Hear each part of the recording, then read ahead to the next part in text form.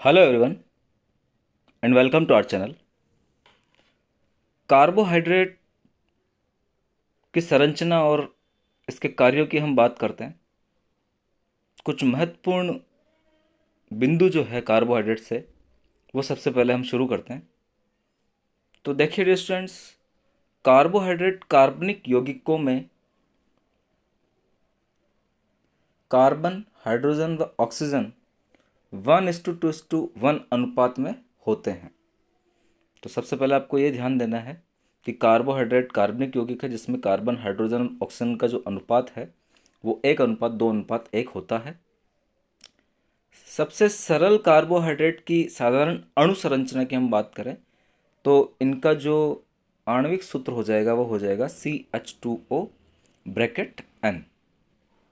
यानी वही carbon, hydrogen और ऑक्सीजन का परसेंटेज हम देखें तो 1:2:1 आप यहाँ पर ध्यान देंगे, जहाँ n कोई एक पूर्ण संख्या है। n जो है वो एक पूर्ण संख्या होगी। तो बिल्कुल सिंपल आपको कार्बोहाइड्रेट को समझना है कि कार्बोहाइड्रेट कार्बनिक यौगिक है और इनमें कार्बन, हाइड्रोजन और ऑक्सीजन का जो रेशो होता है वो 1:2:1 होता है। और इनका साधारण सा मूलानुपाती सूत्र जो है, एम्पेरिकल फॉर्मूला, वो CH2O ब्रैकेट N होता है। जीव द्रव्य में पाए जाने वाले कार्बोहाइड्रेट को 3 वर्गों में बांटा जा सकता है। तो जो प्रोटोप्लाज्म है उसमें 3 प्रकार के कार्बोहाइड्रेट आपको देखने को मिलेंगे। मोनोसेक्राइड नंबर फर्स्ट, डाइसेक्राइड और पॉलीसेक्राइड। मोनोसेक्राइड व डाइसेक्राइड सरलता से पानी में घुल जाते हैं, बिल्कुल आप ध्यान देंगे। इनका स्वाद भी मीठा होता है।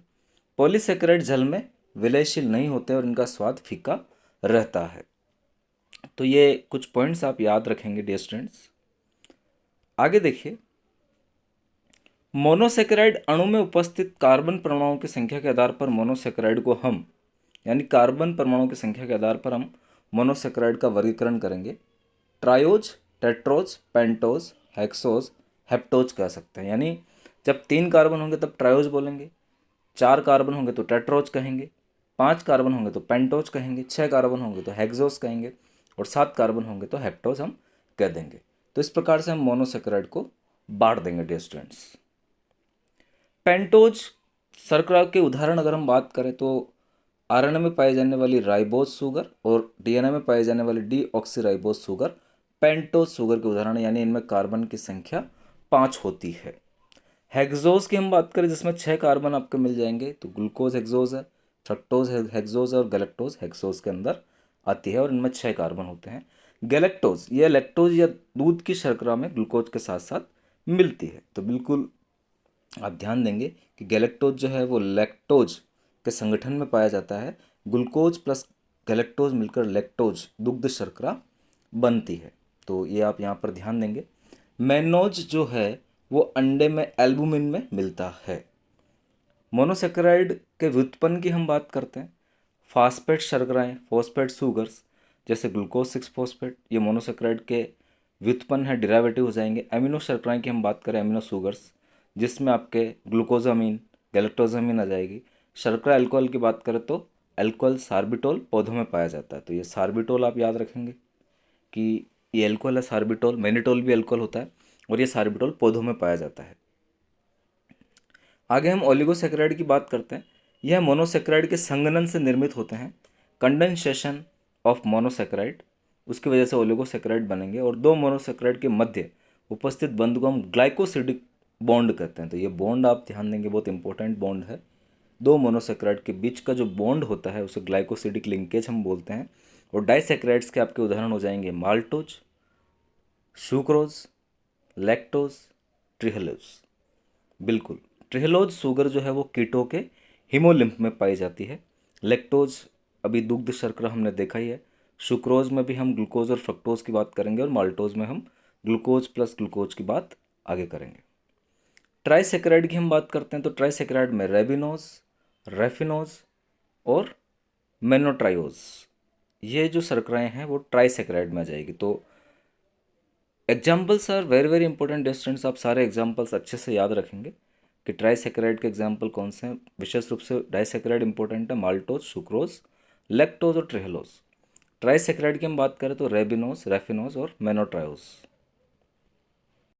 आगे टेट्रासैकराइड की हम बात करते हैं तो टेट्रासैकराइड्स के एग्जाम्पल हो जाएंगे सार्कोडोज और एटिक्योज, और पेंटासैकराइड के एग्जाम्पल हो जाएंगे वर्बेकोज। तो यहाँ पे वर्बेकोज जो है वो एक इम्पोर्टेंट एग्जाम्पल हो जाता है, ये पेंटासैकराइड का एग्जाम्पल है।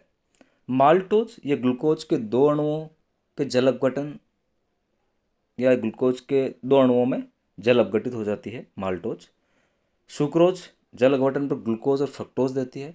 लैक्टोज केवल दूध में पाई जाती है और यह शर्करा एक अणु ग्लूकोज और एक अणु गैलेक्टोज के मिलने से बनती है। ट्रिहेलोज कीटों के हीमोलिम्फ में पाया जाता है और यह प्रश्न भी कितनी बार पूछा गया है। रेफिनोज में फ्रक्टोज ग्लूकोज एवं गैलेक्टोज इकाइयाँ होती है। रेफिनोज शर्करा बिनोला कॉटन सीड जिसे हम बोलते हैं और चुकंदर में पाई जाती है। तो रेफिनोज शर्करा जो है वो बिनोला और चुकंदर में आपकी मिल जाएगी।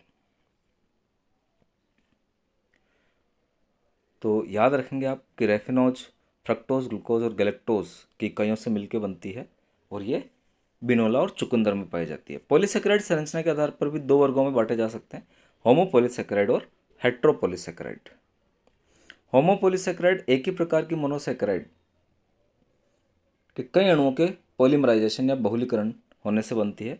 जैविक महत्व की मुख्य होमोपॉलीसेकेराइड स्टार्च जो कि पादपों में संचित भोजन के रूप में पाया जाता है, ग्लाइकोजन जो कि एनिमल्स में संचित भोजन है, सेल्यूलोज पादपों की कोशिका भित्ति सेल्यूलोज से बनती है, काइटिन और फंगस की सेल वॉल जो है वो काइटिन से बनी हुई होती है। तो बिल्कुल स्टार्च, ग्लाइकोजन, सेल्यूलोज और काइटिन जो है ये होमोपॉलीसेकेराइड के आपके एग्जाम्पल हो जाएंगे। हेट्रोपॉलीसेकेराइड की हम बात करते हैं तो एक से अधिक प्रकार के मोनोसेकेराइड की इकाइयों के बहुलक होते हैं ये, यानी एक से अधिक मोनोसेकेराइड जब जुड़ती है तो हेट्रोपॉलीसेकेराइड बनाएगी। जैविक महत्व के हेट्रोपॉलीसेकेराइड में हम हाई एल्यूरोनिक अम्ल की बात करते हैं जो एक्रोसोम शुक्राणु के सिर पर एक टोपीनुमा संरचना होती है एक्रोसोम, उसमें ये एंजाइम पाया जाता है हाई एल्यूरोनिक एसिड जो कि अंडे की झिल्ली को भेदने का काम करता है। कॉन्ड्रोइटिन, हिपेरिन और पैक्टिन। हिपेरिन जो है एंटीकोगुलेंट होता है जो हमारे रक्त में पाया जाता है। आगे हम देखते हैं ग्लूकोजमीन एंड गैलेक्टोजमीन। ग्लूकोज व गैलेक्टोज शर्करा के नाइट्रोजन युक्त यौगिक होते हैं ये, जो जोड़ने वाले उत्तक, रेशो, कार्टिलेज, काइटिन जैसी अन्य सहायक रचनाओं का निर्माण करते हैं। तो ग्लूकोजामाइन और गैलेक्टोजामाइन के बारे में भी आप जानकारी रखेंगे। कार्बोहाइड्रेट के मुख्यतः निम्न कार्य हैं। तो मुख्य कार्य ये है कि ये ऊर्जा के स्रोत हैं। हमारे शरीर में जो बेसिक ऊर्जा का स्रोत है as a source of energy carbohydrate होता है, और संरचनात्मक घटक के रूप में एज ए स्ट्रक्चरल कंपोनेंट भी हमारे शरीर में कार्बोहाइड्रेट पाया जाता है। तो डियर स्टूडेंट्स, ये राइटअप हमने कार्बोहाइड्रेट की संरचना और कार्यों को समझने के लिए लिया है। आप यहाँ से इसे नोट डाउन कर सकते हैं। अब कार्बोहाइड्रेट से रिलेटेड जो प्रश्न है वो भी हम कर लेते हैं। कार्बोहाइड्रेट उपापचय का प्रमुख नियंत्रक कौन है? ग्लूकोज, थायरोक्सिन, विटामिन B12 या इंसुलिन? तो कार्बोहाइड्रेट उपापचय का जो प्रमुख नियंत्रक हो जाएगा, हमें पता है कि हमारे शरीर में ग्लूकोज की मात्रा का नियंत्रण इंसुलिन करता है और ग्लूकोज प्रमुख कार्बोहाइड्रेट है। तो यहाँ पर प्रमुख जो नियंत्रण करता हो जाएगा वो हो जाएगा आपका इंसुलिन। बिल्कुल। क्वेश्चन नंबर 2 है, कार्बोहाइड्रेट कार्बनिक यौगिकों में कार्बन, हाइड्रोजन व ऑक्सीजन का अनुपात क्रमशः होता है। तो हमने शुरुआत में पढ़ा है कि CHO का जो अनुपात हो जाएगा वो 1:2:1 हो जाएगा। तो आपका आंसर हो जाएगा यहाँ पर सेकंड। बिल्कुल आप यहाँ पर आंसर लगा देंगे सेकंड। होमोपॉलीसेकेराइड का उदाहरण है कॉन्ड्रोइटिन एक हेट्रोपॉलीसेकेराइड है, हिपेरिन एक हेट्रोपॉलीसेकेराइड है, काइटिन एक होमोपॉलीसेकेराइड है और पैक्टिन आपका हेट्रोपॉलीसेकेराइड हो जाएगा। नेक्स्ट क्वेश्चन नंबर 4 की बात करते हैं हम। ETS में अंतिम इलेक्ट्रॉन को कौन सा साइटोक्रोम ग्रहण कर वातावरण की O2 को स्थानांतरण करता है? तो बिल्कुल आपने ETS में जो साइटोक्रोम चेन देखी है उसमें B, C, A और A3 आपने देखा है। तो अंतिम इलेक्ट्रॉन जो है वो A3 के पास जाएगा और उसके बाद ऑक्सीजन को दे दिया जाएगा। तो ये आप क्रम याद रखेंगे यहाँ पर और आपका आंसर हो जाएगा 4। ग्लाइकोलाइसिस तथा क्रेब्स चक्र की संयोजक कड़ी है। बहुत बार RPSC के एग्जामिनेशन में ये प्रश्न पूछा गया है। अल्फा कीटोग्लूटारिक एसिड, साइट्रिक अम्ल, एसिटिल कोएंजाइम है या पायरिक अम्ल? तो आपका आंसर हो जाएगा एसिटिल कोएंजाइम A।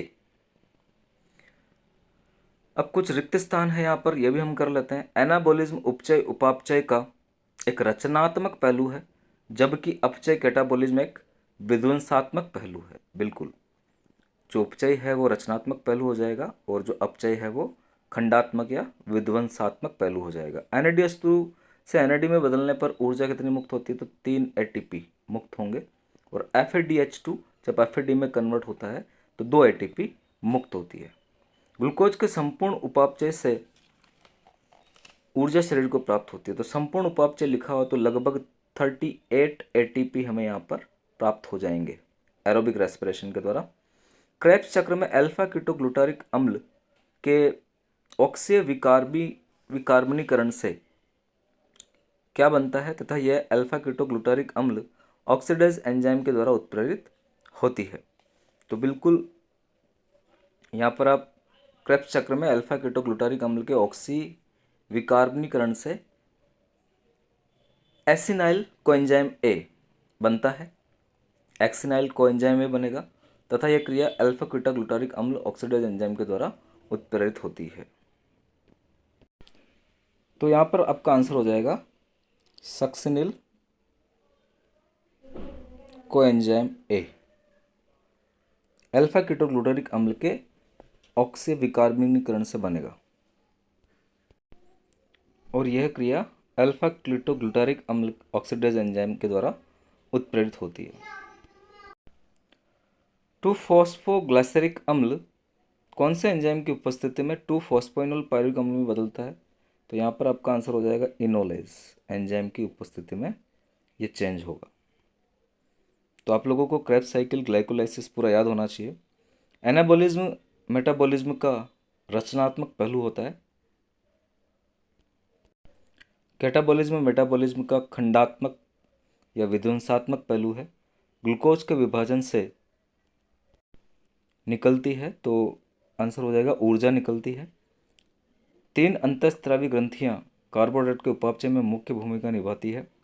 अग्नाशय में लैंगरहैंस द्वीपिकाओं की बीटा सेल्स, बिल्कुल बीटा सेल्स के द्वारा इंसुलिन का सिक्रेशन होगा और अल्फा सेल्स के द्वारा ग्लूकागोन का होगा। नामक हार्मोन का स्तरण करती है बीटा सेल्स, जो तेजी से ग्लूकोज को कोशिका ऊतकों में स्थानांतरित करता है, जिससे रक्त में ग्लूकोज की मात्रा कम हो जाती है। बिल्कुल इंसुलिन बीटा सेल्स के द्वारा छोड़ा जाएगा, लैंगरहैंस आइसलैंड्स ऑफ लैंगरहैंस की बीटा सेल्स के द्वारा, और ये ग्लूकोज की मात्रा को कम करेगा रक्त में। रिक्त स्थान के रूप में प्राणियों में कार्बोहाइड्रेट भोजन संग्रह किया जाता है। तो बिल्कुल ग्लाइकोजन के रूप में प्राणियों में कार्बोहाइड्रेट संग्रह होगा। पौधों में कार्बोहाइड्रेट का संचय स्टार्च के रूप में होता है। हिपेरिन मनुष्य में पाया जाने वाला प्रतिस्कंदक है और यह म्यूकोपॉलीसेकेराइड श्रेणी का कार्बोहाइड्रेट होता है। 1 ग्राम कार्बोहाइड्रेट से लगभग 4.1 किलो कैलोरी ऊर्जा और 1 ग्राम वसा से या वसा के ऑक्सीकरण से लगभग 9.3 किलो कैलोरी ऊर्जा उत्पन्न होती है। तो यहाँ पर आपका 4.1 हो जाएगा और यहाँ पर हो जाएगा 9.3। शीघ्र ऊर्जा प्राप्त करने का जो स्रोत है वो आपका ग्लूकोज हो जाएगा। बिल्कुल। तो डियर स्टूडेंट्स, इस प्रकार से कार्बोहाइड्रेट से हमने इम्पोर्टेंट प्रश्न भी किए हैं, तो आप इसे अच्छे से कर लें। बहुत बहुत धन्यवाद।